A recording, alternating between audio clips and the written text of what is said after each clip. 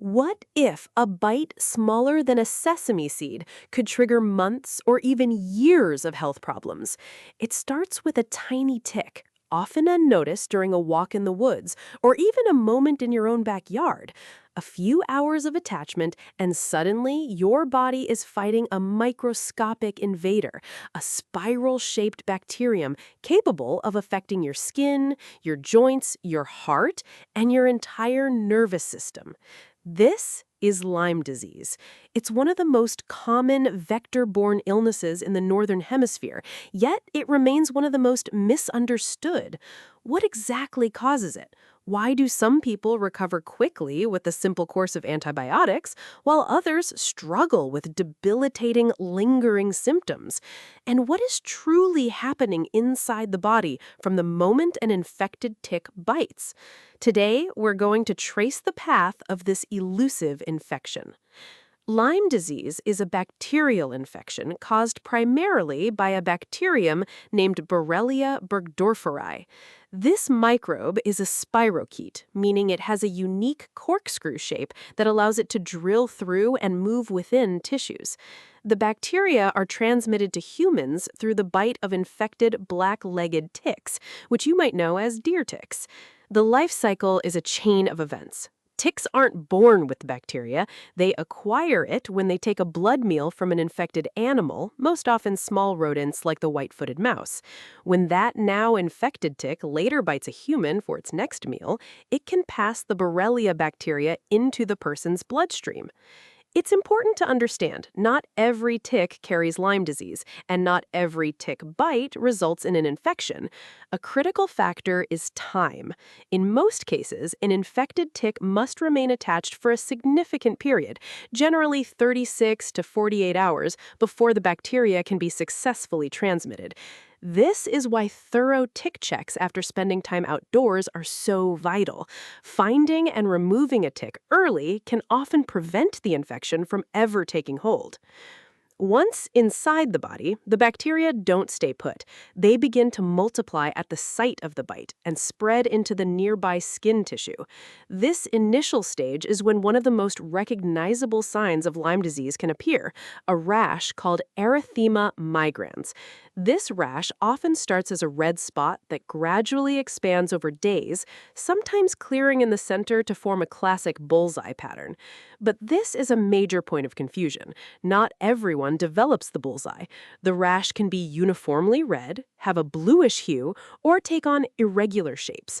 And critically, studies show that about 20 to 30% of infected people never notice a rash at all, making an early diagnosis much more difficult. Alongside the rash, or even without it, the first few weeks of infection often feel like the flu. You might experience a fever, crushing fatigue, headaches, muscle aches, and swollen lymph nodes. It's incredibly easy to dismiss these feelings as just a summer cold or a standard virus, especially if you never saw the tick or the rash. If Lyme disease isn't caught and treated during this early stage, the Borrelia bacteria use their corkscrew mobility to full effect. They can leave the skin and disseminate or spread through the bloodstream. This allows them to invade different parts of the body. They can travel to your joints, burrow into your nervous system, and even reach the tissues of your heart. As the bacteria spread, your immune system launches a full-scale counterattack. It recognizes the invader and creates a powerful inflammatory response to try and eliminate it. This inflammation is a double-edged sword. While it's a necessary part of fighting the infection, it's also the primary cause of many of the more severe symptoms of Lyme disease. One of the most common complications of this spread is Lyme arthritis. Weeks or even months after the initial tick bite, a person might suddenly develop significant inflammation in one or more large joints, most famously the knee. This isn't just a minor ache. It can involve significant swelling, pain, stiffness, and a real loss of mobility. The arthritis can be intermittent with flare-ups that come and go, making it even more perplexing for those who experience it. In some cases, the bacteria manage to cross the blood-brain barrier and infiltrate the nervous system. This is known as neurologic Lyme disease, and its symptoms can be alarming. It can cause facial paralysis on one side of the face, a condition known as Bell's palsy. It can lead to meningitis, which is inflammation of the membranes surrounding the brain, causing severe headaches and a stiff neck. Patients may also experience sharp, shooting nerve pain or strange sensations like numbness and tingling in their hands or feet. These neurological symptoms are a sign that the infection has become deeply entrenched. Given this wide range of symptoms that mimic so many other conditions, diagnosing Lyme disease can be a serious challenge. Doctors have to act like detectives, piecing together clues. They consider a patient's symptoms, their physical exam, and crucially, their exposure history. Have they recently been in a wooded or grassy area where ticks are common? To confirm a diagnosis, they often turn to laboratory testing. The standard method is a two-tiered blood test. The first step is a sensitive screening test called an ELISA. If that comes back positive or borderline, it's followed by a more specific test called a Western blot. These tests don't look for the bacteria itself. They look for antibodies your immune system has created to fight the bacteria. Herein lies the problem. It can take several weeks for your body to produce enough antibodies to be detected. If you get tested too early in the infection, you can receive a false negative result, even if you are infected. This diagnostic window is why a doctor's clinical judgment is so important. Researchers are actively working on better diagnostics, including new blood tests that can detect the bacteria's DNA directly or use machine learning to analyze the immune response more accurately, offering hope for faster, more reliable early detection. The good news is that when Lyme disease is identified early, it is highly treatable. The standard treatment is a 2 to 4 week course of oral antibiotics, most commonly doxycycline or amoxicillin. For most people who receive this early treatment, the antibiotics are very effective at clearing the infection and preventing long-term complications. If the disease has spread to the nervous system or heart, treatment may require intravenous antibiotics. But what happens when symptoms don't go away? This is perhaps the most controversial and difficult aspect of Lyme disease.